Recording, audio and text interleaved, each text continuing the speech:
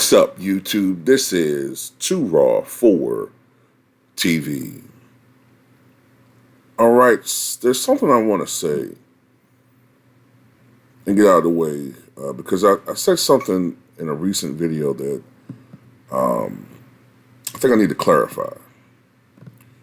And in the video I did talk about Joel Embiid scoring 50 points. I think I referred to him as a dirty player. And if I said that, that's not correct. That's not correct. He's not a dirty player. Sometimes when you do videos, man, and that's why I sometimes give people leeway when they sometimes misspeak. When you do videos, as much as I do, especially if you're tired, sometimes you say things that come out wrong. Now, he's not a dirty player. I should have been more precise what I meant to say. What I do think that he does, what I don't like about Joel Embiid's game sometimes, is I think he foul hunts, and he does a lot of different things when he's foul hunting. He flops, he complains to the refs about things, et cetera, et cetera. Certain things that he does. Now, as far as like trying to hurt players, nah, I can't say he has a history of doing that. So I should have been clearer on that one. So that's my bad. All right. Now, let's get into this stupid crap that Stephen A. Smith said recently, man. So Stephen A. Smith said, basically, that if Joel Embiid was healthy, he would have a serious case for being the greatest big man of all time. And this is what he had to say. All right. Say this. I'm at the game last night, and you went down the. I was there.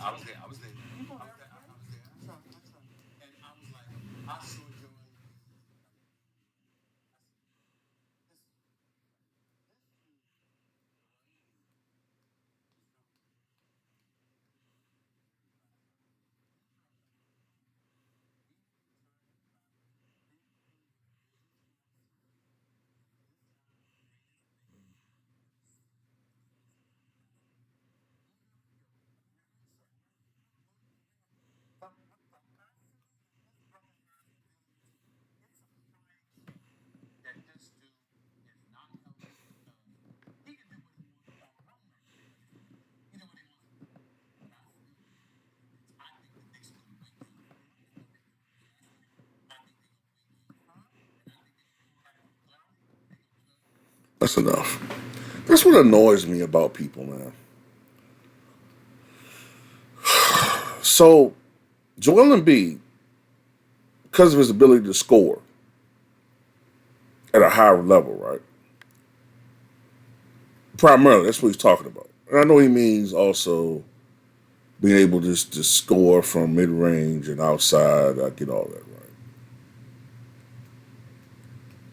That makes Joel Embiid possibly in the conversation for greatest center ever, right? But when I bring up Wilt Chamberlain, being the only player in NBA history to average 30 points and 20 rebounds per game in his career, one of only two players to average 20 rebounds per game in his career, second all-time in scoring titles with 7. When I mentioned his 122 50-point games, when I mentioned his 45 50-point games in one season alone, 1961-62, good luck with anybody trying to match that. When I mentioned all these things, the fact that he probably averaged at least 7 blocks a game in his career, probably more around 8 to 9 blocks a game in his career. But when I mention these startling facts, people will say, yeah, but he didn't win. He couldn't beat the Celtics, only won 2 championships. Okay? To that I say, name anybody else in that era outside of Bill Russell to even win 2 championships, between 1959 and 1973. Name somebody else, because they only do it to Wilt. Jerry West won one title. Elgin Baylor got an honorary title, which sometimes counts and sometimes doesn't, depending upon who you're talking to. Oscar got one. Pettit got one. Nobody cares. Wilt has two, but they penalize him for that. But you want me to ignore the fact that not only does Joel Embiid not have a championship, not only has he never been to an NBA Finals, but if I'm not mistaken, I don't think he's been to a conference finals.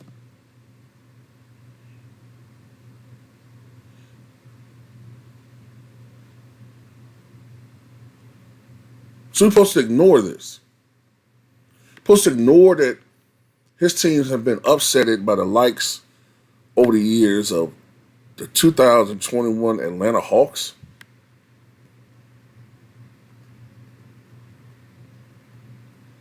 That he's choked against the likes of Bam Adebayo, who I'm not knocking, but Bam is not going to be a top 50 player when everything's all said and done. He choked against the likes of Al Horford. You're supposed to ignore these things, though. 150-point game, and all of a sudden he's the greatest center of all time. And by the way, when Stephen A. Smith was naming all those great centers, where was Hakeem Olajuwon? And I'm trying to figure out now, also, why is it that so many people are ranking Shaq ahead of Hakeem? I know we all got our opinions, but all the help that Shaq had, and I remember distinctly when Hakeem was in his prime in most of that in the 90s. I'd say 91 through 96 or 97. Hakeem was considered the best center in the NBA. I distinctly remember that. Yeah, Shaq has more rings. I get that. I understand that. The numbers and all that. Yeah, I do. I understand. But Hakeem was kicking everybody's butt. When Shaq started winning, it was when everybody was starting to get old. When Hakeem was winning, those guys were still close to either in their primes or close to their primes. When Shaq was winning in the early 2000s, all those great centers were either retired or on their way out. When Hakeem was winning, he was still beating Robinson. He was beating Ewing. Shaq, was young, but, he made it to a finals. He beat Rick Smits and Mutombo and Mourning and all these guys. It was still quality big men in the NBA there. Now, whatever, man. Joel Embiid is a great man. He's great, but come on.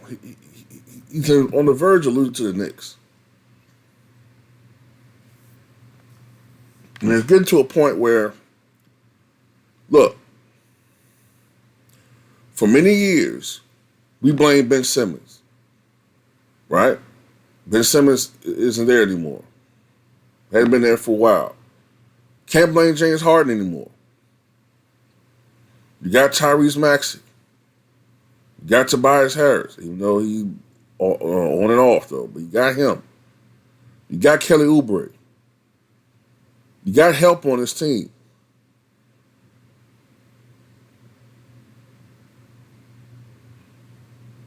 If they lose to the Knicks, I don't want people to act like it didn't happen. That's what irritates me, is that when some people lose, when some of these players lose, people act like it didn't happen, and these guys just get an automatic reset. Whereas Giannis, people bring it up forever. Oh man, you see when Giannis lost to the Heat? Oh man, he was bent over like he was getting stuck up his ass when he was getting the back treatment. Oh, look at him. Look at him when he bent over like a girl. Like a little girl. I remember that crap. But Embiid, when he loses, oh man, I mean, what you expect though, man? He playing with Ben Simmons. He playing with James Harden. What would you do? So he lose again. What you expect, man? He losing to Tobias Harris. That was Doc Rivers' fault last year. Okay, Doc Rivers not there no more. So you know you ain't gonna blame Nick Nurse. Well, I mean, Kyle Lowry fault, man. See, that's what we do now. We don't blame the Kings no more. We blame the pawns and shit. We blame the servants.